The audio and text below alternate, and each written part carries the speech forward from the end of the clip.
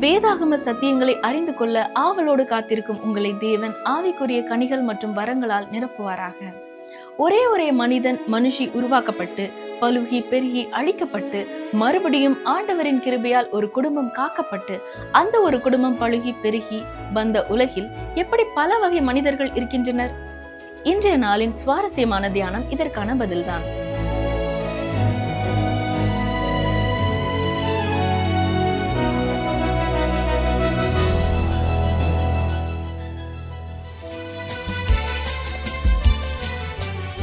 எந்தன் ஜெப வேளை உம்மை தேடி வந்தேன் தேவா, பதில் தாருமே. எந்தன் ஜெப வேளை உம்மை தேடி வந்தேன் தேவா, பதில் தாருமே. எந்தன் கோட்டை எந்தன் தஞ்சம் நீரே, உம்மை நாடி வந்தேன். எந்தன் கோட்டை எந்தன் தஞ்சம் நீரே, உம்மை நாடி வந்தேன். எந்தன் ஜெப வேளை உம்மை தேடி வந்தேன் தேவா, பதில் தாருமே.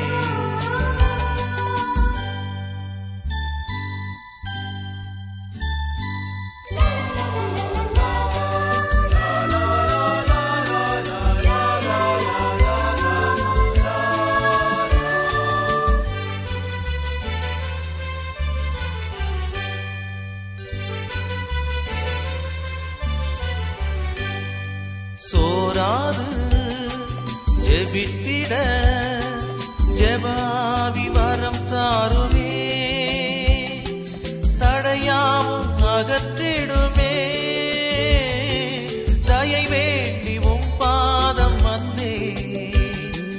சோராது ஜெபித்திட ஜெபாவி வரம் தாருமே. தடையாவும் அகற்றிடுமே. தயை வேண்டி உம் பாதம் வந்தே. எந்தன் ஜெப வேளை உம்மை தேடி வந்தே தேவா, பதில் தாருமே. எந்தன் ஜெப வேளை உம்மை தேடி வந்தே தேவா, பதில் தாருமே.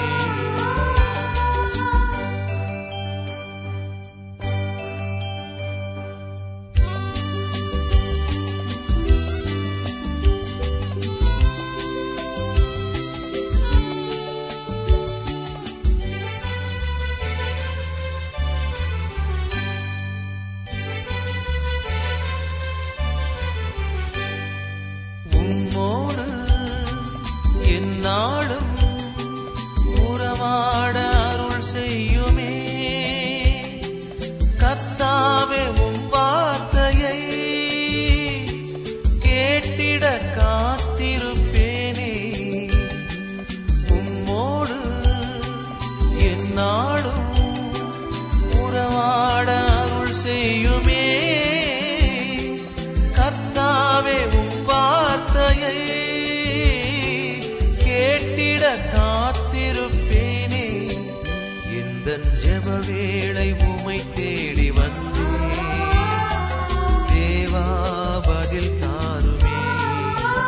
எந்தன் ஜெப வேளை உம்மை தேடி வந்தேன் தேவா, பதில் தாருமே.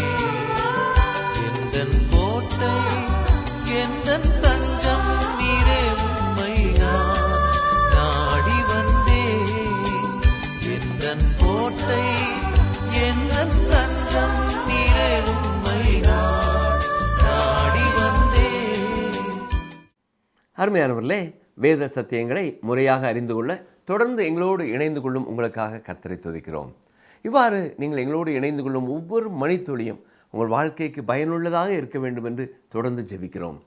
கர்த்தர் உங்கள் வாழ்க்கையிலேயும் பெரிய காரியங்களை செய்வாராக.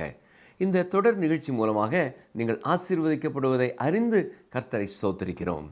இன்று நாம் ஆதியாகமம் 10ஆம் அதிகாரம் 1ஆம் வசனம் முதல் 11ஆம் அதிகாரம் 3ஆம் வசனம் வரைக்கும் சிந்திக்கப் போகிறோம். இந்த 10 அதிகாரம் வம்ச வரலாறுகள் மற்றும் குடும்பங்களை பற்றிய ஒரு அதிகாரம். இவர்களே உலகத்தின் நாடுகளின் தோற்றமாக இருக்கிறார்கள். இந்த அதிகாரத்திற்கு நாம் கொடுக்கும் ஒரு இடத்தை விட இது மிக முக்கியமானது. நீங்கள் மானிட இனவியல், அதாவது எத்னாலஜி, மானிடவியல், அதாவது ஆந்த்ரோபாலஜி, மற்றும் பூமியில் மனித குலத்தின் வரலாறு ஆகியவற்றிலே ஆர்வம் கொண்டவர் என்றால் இங்கே கொடுக்கப்பட்டிருக்கிறதை விட இன்னும் ஆழமாக ஆய்வை நீங்கள் விரும்பலாம். மானிட இனவியல் முதுகலை பட்டம் பெற்ற H.S. மில்லர் என்பவர் நோவாவின் 3 குமாரர்களான சேம், காம், யாப்பேத் ஆகியோரின் மூலம் வெளிப்படுத்தப்பட்ட மனித குலத்தின் மும்மடங்கு பிரிவை அடிப்படையாக கொண்டு ஆதியாகமம் 10ஆம் அதிகாரத்தை பயன்படுத்தி நாடுகளின் தோற்றத்தை வரைபடமாக்கி இருக்கிறார். சொல்லப்போனால் யாப்பேத்தின் குமாரர்களோ அல்லது காமின் குமாரர்களோ சிலர் இஸ்ரவேலின் காணாமல் போன 10 கோத்திரங்கள் என்று அழைக்கும் அந்த பிரிவை சேர்ந்தவர்கள் அல்ல என்பதை மானிட இனவியல் தெளிவாக கூறுகிறது. இங்கே 10ஆம் அதிகாரத்திலே நோவாவின் 3 குமாரர்களுடைய வம்ச வரலாற்றை நாம் பார்க்கிறோம். ஆதியாகமம் 10ஆம் அதிகாரம் 1ஆம் வசனம் பாருங்கள்.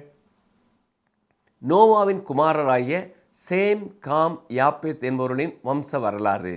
ஜலப்பிரளயத்திற்கு பின்பு அவர்களுக்கு குமாரர் பிறந்தார்கள்.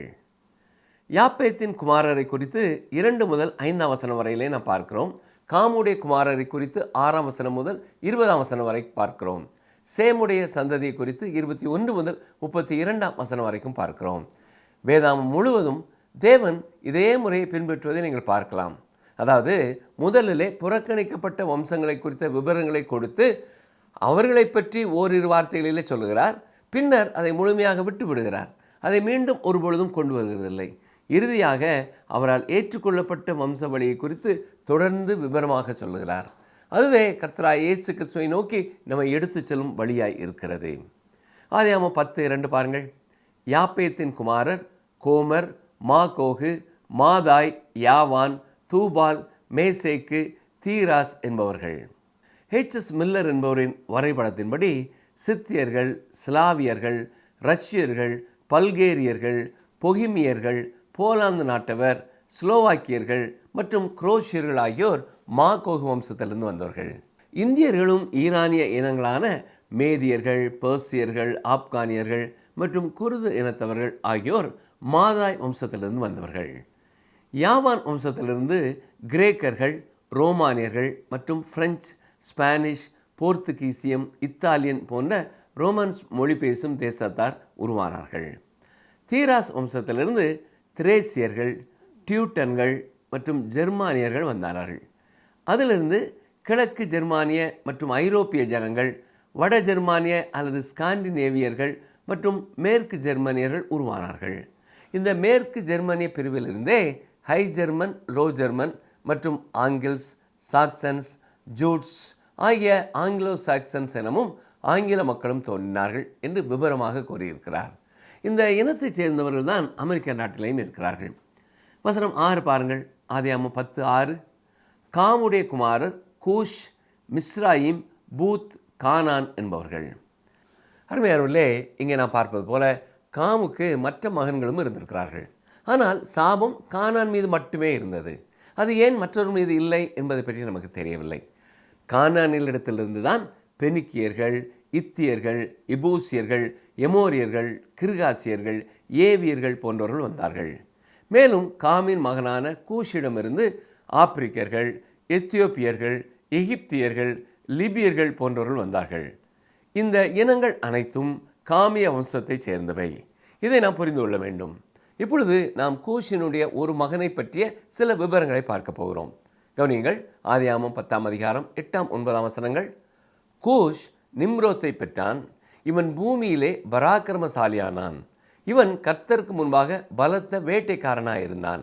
ஆகையால் கர்த்தருக்கு முன்பாக பலத்த வேட்டைக்காரனான நிம்ரோத்தை போல என்னும் வழக்க சொல் உண்டாயிற்று.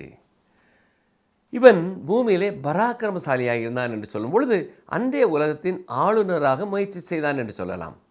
மேலும் இவன் கர்த்தருக்கு முன்பாக பலத்த வேட்டைக்காரனாகவும் இருந்தான் என்று வாசிக்கிறோம். இப்படி சொல்வதனாலே ஆப்பிரிக்க காடுகளிலே சிறப்பாக இவன் வேட்டையாடினான் என்பது பொருள் அல்ல. பொதுவாக வாலிபர்கள் துப்பாக்கி அல்லது வேறு ஆயுதங்களை எடுத்துக்கொண்டு வேட்டைக்கு செல்லும் பொழுது ஒரு சின்ன சிட்டுக்குருவியை அடித்து விட்டால் கூட நிம்ரோத்தை போல இவன் பெரிய வீரன் என்று சொல்வார்கள். ஆனால் உண்மையிலே அவன் அப்படி அல்ல. பிரியமானவர்களே, நிம்ரோத் ஆட்களை ஆதாயம் செய்கிறவனாக இருந்திருக்க வேண்டும். இதை குறித்து தான் இப்படி சொல்லப்பட்டிருக்கிறது என்று ஒரு வேத அறிஞர் கூறியிருக்கிறார். அடுத்த வசனம் பாருங்கள், ஆதியாகமம் 10:10. சினையார் தேசத்தில் உள்ள பாபேல், ஏரேக், அக்காத், கல்னே என்னும் இடங்கள் அவன் ஆண்ட ராஜ்யத்திற்கு ஆதிஸ்தானங்கள். கவனித்தீர்களா? சினையார் தேசத்தில் உள்ள அந்த பட்டணங்களை, மாபெரும் நகரங்களை நிறுவியது இந்த நிம்ரோத் தான். நிம்ரோத்தை பற்றிய பல கதைகள் இருக்கின்றன. அவைகளை நீங்கள் மத சார்பற்ற வரலாற்றிலிருந்து அறிந்து கொள்ளலாம். அலெக்சாண்டர் ஹில்டாப் என்பவர் த டூ பேபிலோன்ஸ் என்ற புத்தகத்திலே நிம்ரோத்தின் பின்னணியை கொடுத்திருக்கிறார். அந்த விவரங்களை நாம் பார்க்க போவதில்லை. ஆனால் பாபேல் கோபுரத்தை கட்டுவதற்கு நிம்ரோத் எப்படி காரணமாக இருந்தான் என்பது ஒரு சுவாரஸ்யமான கதையாகும். பெருவெள்ளத்திற்கு பிறகு மனித இனத்தை ஒன்றிணைத்துத்தான் ஒரு மாபெரும் உலக ஆட்சியாளராக மாறக்கூடிய ஒரு தேசமாக அவர்களை உருவாக்க அவன் முயற்சி செய்தான். அவன் ஒரு கலகக்காரன். பாபேலை நிறுவியவன் அவன்தான். அவன் மனித ஆத்துமாக்களை வேட்டையாடுபவன். அவன் சட்டத்திற்கு புறம்பானவன். மேலும் அவன் இனிமேலும் தோன்றப்போகும் கடைசி உலக ஆட்சியாளரான அந்தி கிறிஸ்துவுக்கு ஒரு நிழலாய் அல்லது மாதிரியாய் இருக்கிறான் என்று சொல்லலாம். எனவே முதல் மாபெரும் நகரம் காமின் குமாரர்களிடத்திலிருந்து உருவானது. இதை நாம் அங்கீகரிக்க வேண்டும். சரி, இப்பொழுது கருப்பு இன மக்கள் தங்கள் இனத்தை பற்றி கூடுதல் ஆய்வுகளை விரும்புகிறார்கள். நான் அவர்களை குறை கூறக்கூடாது. கடந்த பல 100 ஆண்டுகளிலே அவர்களுக்கு அதற்கான வாய்ப்பு வழங்கப்படவில்லை. கருப்பு இன மக்களின் ஆரம்பகால வரலாறு என்னவென்றால், இந்த பூமியிலே தோன்றிய முதல் 2 மாபெரும் நகரங்களுக்கு அவர்களை தலைமை தாங்கினார்கள். அவை காமின் குமாரர்களிடத்திலிருந்து வந்தவை. நிம்ரோத் காமின் ஒரு குமாரன் ஆவான். இதை குறித்து நாம் மேலும் விவரமாக படிக்கப் போவதில்லை. பரிசுத்த ஆவியானவர் ஏற்படுத்திய ஒரு முறையைத்தான் நாமும் இங்கே பின்பற்றுகிறோம். அதாவது, நிராகரிக்கப்பட்ட வம்சங்களை முதலில் சொல்லிவிட்டு பிறகு அதை அவர் விட்டு விடுவார். இப்பொழுது நாம் ஆபிரகாமுக்கும் அதன் பிறகு இஸ்ரவேல் தேசத்திற்கும் இறுதியாக இந்த உலகத்திற்கு கிறிஸ்துவின் வருகைக்கும் வழிவகுக்கும் வம்சாவளியை தொடர்ந்து பார்க்க போகிறோம். பழைய ஏற்பாடு முழுவதும் நாம் இந்த வம்சாவளியை பின்பற்றலாம். தேவன் தற்போதைக்கு மற்ற மனித குலத்திற்கு விடை கொடுத்து விட்டார். ஆனால் அவர் பின்னர் மீண்டும் அவர்களிடம் வருவார். சஃபேர் என்பவர் எழுதிய the divine unity of scripture என்ற புத்தகத்தில் இருந்து ஒரு மேற்கோள் நான் உங்களுக்கு காட்ட விரும்புகிறேன். கவனிங்கள், வாசிக்கிறேன். ஆதியாகமம் 10ஆம் அதிகாரம் மிகவும் குறிப்பிடத்தக்க ஒரு அதிகாரமாகும். தேவன் மற்ற தேசங்களை அவற்றின் போக்கிலேயே விட்டுவிட்டு ஆபிரகாம் முதல் தமக்கு தெரிந்து கொள்ளப்பட்ட ஜனமான இஸ்ரவேலர்களுடன் இடைப்படத் தொடங்குவதற்கு முன்பாக பூமியின் மற்ற அனைத்து தேசங்களிலிருந்தும் ஒரு அன்பான விடைபெறுதலை மேற்கொள்கிறார். அது, நான் சிறிது காலம் உங்களை விட்டு பிரிய போகிறேன், ஆனால் நான் உங்கள் மேல் அன்பு வைத்திருக்கிறேன், நானே உங்களை படைத்தேன், உங்கள் எதிர்காலம் அனைத்தையும் நானே ஒழுங்குபடுத்தினேன் என்று சொல்லுவது போல இருக்கிறது. மேலும் அவற்றின் பல்வேறு வம்சாவளிகளும் இங்கே வரிசைப்படுத்தப்பட்டுள்ளன. ஆதியாகமம் 10ஆம் அதிகாரத்தில் 70 தேசங்கள் பட்டியலிடப்பட்டுள்ளன. அவற்றில் 14 தேசங்கள் யாபேத்திடமிருந்து வந்தவை, 30 தேசங்கள் காமிடமிருந்து வந்தவை. இதை நாம் மறந்து போகக்கூடாது. இது கருப்பு இன மக்களின் தொடக்கத்தை பற்றிய ஒரு மாறுபட்ட கருத்தை உங்களுக்கு வழங்கலாம். மேலும் 26 தேசங்கள் சேமிடமிருந்து வந்தவை. ஆக மொத்தம் இந்த வம்சாவளியிலே வந்தவர்கள் 70 தேசங்களாக பட்டியலிடப்பட்டிருக்கின்றன. உலக நாடுகளை கொண்டு தேவன் என்ன செய்திருக்கிறார் என்பதை அவர் நமக்கு காட்டுகிறார் என்று நாம் நினைக்கலாம். நம்முடைய காலத்திலே வெள்ளை இனத்தவர் ஏன் இவ்வளவு முக்கியம் பெற்றனர்? அதற்கான காரணத்தை நாம் கணிக்க வேண்டும். ஏனென்றால் ஆரம்ப காலத்திலே கருப்பு இன மக்களும் ஏனே வண்ண இனத்தவருமே முக்கியம் வாய்ந்தவர்களாக இருந்திருக்கிறார்கள். அதன் பின் தாவீது மற்றும் சாலமோனின் காலத்தில் சேமின் குமாரர்கள் இந்த உலகத்திலே மிகப்பெரிய தாக்கத்தை ஏற்படுத்தினார்கள். மேலும் சேமிடமிருந்து சீரியர்கள், லீதியர்கள் மற்றும் ஆர்மேனியர்கள் போன்றவர்களும், அதே போல யோக்தானிடமிருந்து அரேபியர்களும் வந்ததை நீங்கள் கவனிக்கலாம். இந்த மாபெரும் தேசங்கள் அடுத்தடுத்து உருவாகின. தற்போது நாம் இருக்கும் காலம் வெள்ளை இனத்தவர் முன்னிலைக்கு வந்துள்ள ஒரு காலப்பகுதியாக தெரிகிறது. காமின் குமாரனாக இருந்தாலும் அல்லது யாப்பேத்தின் குமாரனாக இருந்தாலும் யாராக இருந்தாலும் அவர்களால் இந்த உலகத்தை ஆள முடியாது என்பதை இம்மூன்று தரப்பினரும் நிரூபித்து கொண்டிருப்பதாகவே நமக்கு தெரிகிறது. தேவன் இதை நமக்கு மெய்ப்பித்து காட்டிக்கொண்டே இருக்கிறார் என்று சொல்லலாம். இதை புரிந்து கொள்ள ஒரு மகத்தான காரியம். ஆதியாகமம் 10:25 பாருங்கள். ஏபேருக்கு 2 குமாரர் பிறந்தார்கள். ஒருவனுக்கு பேலேகு என்று பெயர், ஏனெனில் அவனுடைய நாட்களில் பூமி பகுக்கப்பட்டது. அவனுடைய சகோதரன் பெயர் யோக்தான். பூமி பகுக்கப்பட்டது என்பதற்கு பலவிதமான விசித்திரமான விளக்கங்கள் கொடுக்கப்படுகிறது. அதாவது இது பூமியிலே ஏற்பட்ட ஒரு பௌதீக பிரிவினை என்றும் பூமி ஏதோ ஒரு மிகப்பெரிய இயற்கை பேரழிவிற்கு உள்ளாயிருக்க வேண்டும் என்றும் கூறப்படுகிறது. ஆனால் அருமையானவர்களே, மோசே இங்கே செய்வது என்ன? பாபேல் கோபுரத்தை பற்றிய வரலாற்றை சொல்லும் முன் அடுத்த அதிகாரத்தை பற்றி ஒரு முன் அறிவிப்பை இங்கே நமக்கு தருகிறார். அந்த நேரத்தில் தான் பூமி பகுக்கப்பட்டது, அதாவது மக்கள் பிரிக்கப்பட்டார்கள் என்று கூறப்பட்டுள்ளது. பெரும்பாலான மக்கள் தவறவிடும் எளிமையான விளக்கம் இதுதான். ஆதியாகமம் 10:32 பாருங்கள். தங்கள் ஜாதிகளில் உள்ள தங்களுடைய சந்ததிகளின்படியே நோவாவுடைய குமாரரின் வம்சங்கள் இவைகளே. ஜலப்பிரளயத்திற்கு பின்பு இவர்களால் பூமியிலே ஜாதிகள் பிறந்தன. இந்த அதிகாரத்திற்கு மிக குறைந்த இடத்தை நாம் ஒதுக்கியிருந்தாலும் இது வேதாமத்தின் மிக சிறந்த அதிகாரங்களில் ஒன்று என்பதை நாம் புரிந்து கொள்ள வேண்டும். மனுக்குலத்தை பற்றிய ஒரு சரியான மதிப்பீட்டை பெற விரும்பும் யாரும் இது எவ்வளவு ஆழமான ஆய்வுக்குரிய ஒரு பகுதி என்பதை நிச்சயமாக பார்க்க முடியும். ஒரு சிறந்த நோக்கத்திற்காக பலர் இந்த குறிப்பிடத்தக்க அதிகாரத்தை பயன்படுத்தி இருக்கிறார்கள். தொடர்ந்து 11ஆம் அதிகாரத்திலிருந்தும் சில வசனங்களை பார்ப்போம். ஆதியாகமம் 11:1, பூமி எங்கும் ஒரே பாஷையும் ஒரே விதமான பேச்சும் இருந்தது. அந்த காலத்தில் மக்கள் என்ன மொழி பேசினார்கள் என்று நமக்கு தெரியாது. தங்கள் மொழியை குறித்த பெருமை உள்ள சிலர் அந்நாட்களிலே பாபேல் கோபுரம் கட்டப்படும் பொழுது தங்கள் மொழியைத்தான் எல்லாரும் பேசினார்கள் என்று வேடிக்கையாகவும் சற்று பெருமையாகவும் பேசிக்கொள்வார்கள். ஆனால் அது என்ன மொழி என்பது நமக்கு தெரியாது. அந்த மொழி எதுவாக இருந்தாலும் பரலோகத்திலே பேசப்பட போகும் மொழியாகவும் அது இருக்கலாம் என்று சிலர் நம்புகிறார்கள். ஆனால் அது நாம் இன்று பேசும் மொழிகளை விட சிறந்ததாகவும் இன்னும் தெளிவான பெயர் சொற்கள், வினை சொற்கள், வினையுறி சொற்கள் கொண்டதாக இருந்திருக்கும்.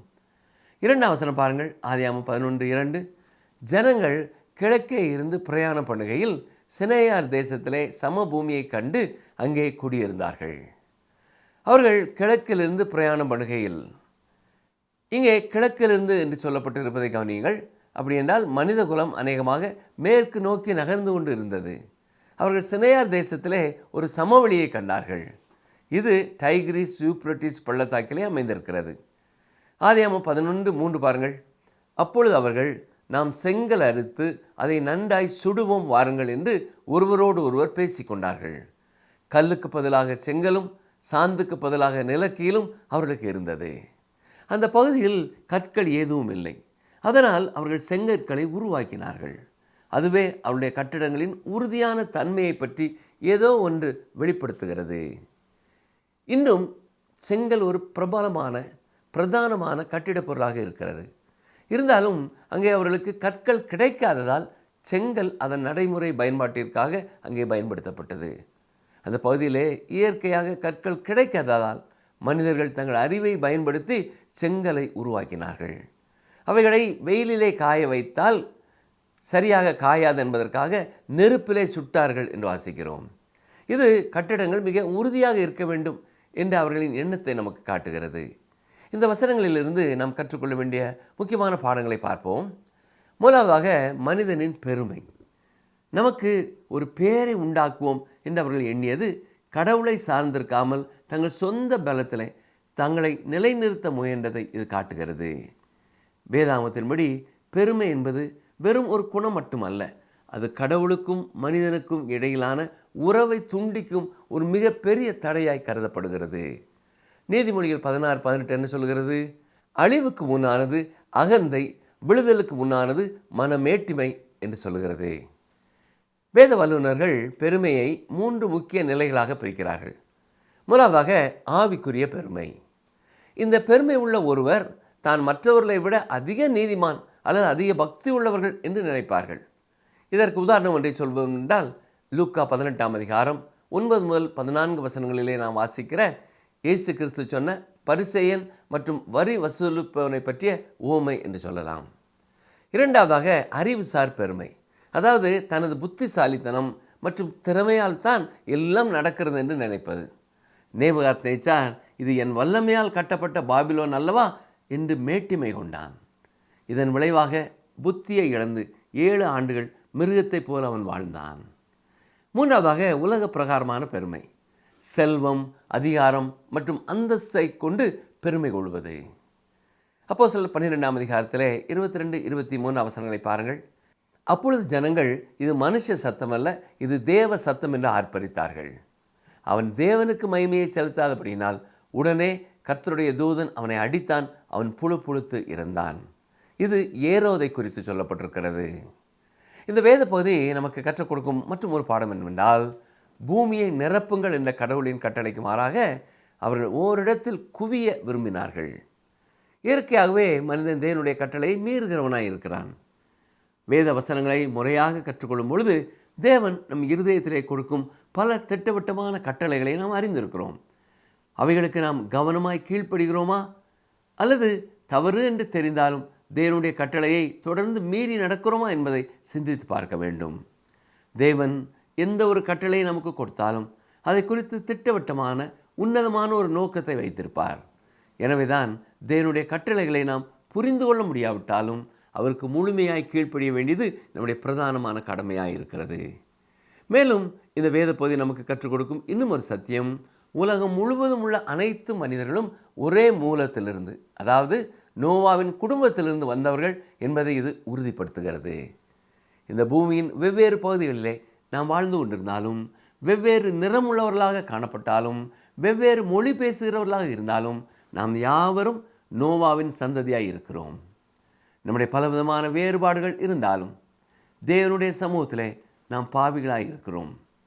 என்றாலும் மனுக்குலம் அனைத்தின் பாவங்களுக்காகவும் பரிகாரியான இயேசு கிறிஸ்து சிலுவையிலே நம் தண்டனைகளை ஏற்றுக்கொண்டிருக்கிறார். இந்த உண்மையை உள்ளத்தின் ஆழத்திலே விசுவாசிக்கும் ஒவ்வொருவருக்கும் தேவனுடைய பிள்ளைகளாகும் அதிகாரத்தை அவர் கொடுத்திருக்கிறார். எனவே தான் யோவான் 1:12 என்ன வாசிக்கிறோம்? அவருடைய நாமத்தின் மேல் விசுவாசம் உள்ளவர்களாய் அவரை ஏற்றுக்கொண்டவர்கள் எத்தனை பேர்களோ அத்தனை பேர்களும் தேவனுடைய பிள்ளைகளாக முடிய அவர்களுக்கு அதிகாரம் கொடுத்தார் என்று வாசிக்கிறோம். மேலும் யோவான் 3:16 எவனோ என்ற வார்த்தை உலகத்தின் எந்த மனிதனுக்கும் பொருத்தமானது. தேவன் படைத்த மனிதன் அவரை விட்டு எவ்வளவு தூரம் போனாலும் அவனை குறித்து கரிசனை உள்ள கர்த்தர் நிச்சயமாய் அவன் தன்னோடு வாழ ஒரு மாபெரும் திட்டத்தை வகுத்திருக்கிறார். இதைத்தான் யோவான் 3:16 சொல்கிறது. தேவன் தம்முடைய ஒரே பேரான குமாரனை விசுவாசிக்கிறவன் எவனோ அவன் கெட்டு போகாமல் நித்திய ஜீவனை அடையும்படிக்கு அவரை தந்தருளி இவ்வளவாய் உலகத்தில் அன்பு கூர்ந்தார். இந்த மாபெரும் அன்பை புரிந்து கொண்டு நாமும் உண்மையான மனதோடு அவரிலே அன்பு கூறுவோமா? ஜெபம் செய்வோம். எங்களை அதிகமாக நேசிக்கிற எங்கள் அன்பின் ஆண்டவரே, இந்த உலகத்திலே மக்கள் வகை வகையாய் இருப்பதை குறித்த கேள்விக்குறி பலமுறை எங்களுடைய உள்ளத்திலே வந்திருக்கிறது.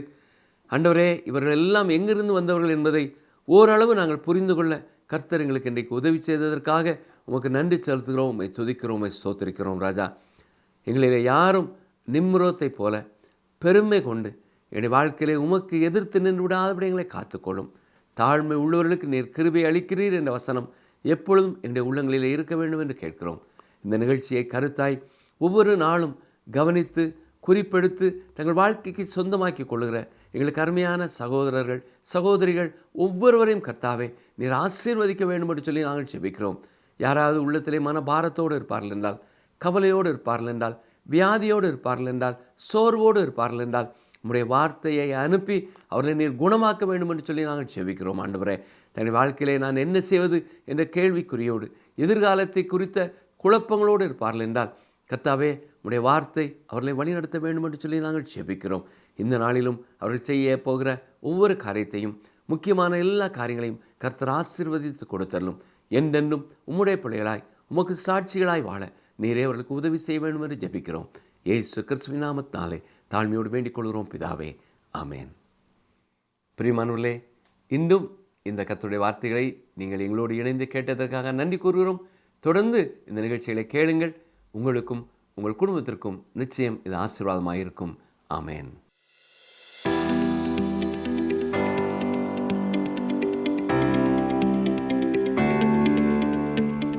ஆதியாகமம் 10ஆம் அதிகாரத்தில் எத்தனை தேசங்கள் பட்டியலிடப்பட்டுள்ளன? ஆதியாகமம் 10ஆம் அதிகாரத்தில் எத்தனை தேசங்கள் பட்டியலிடப்பட்டுள்ளன? Option A 10, option B 70, option C 80.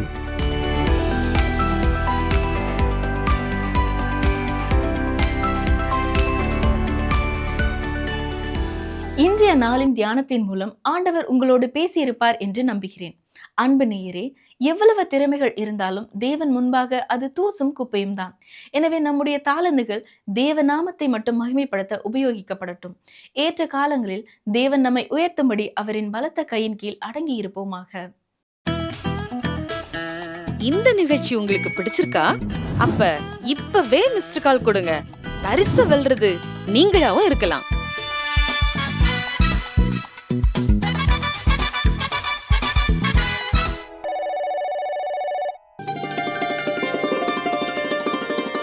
கர்த்தரின் நாமம் பலத்த துருகம்.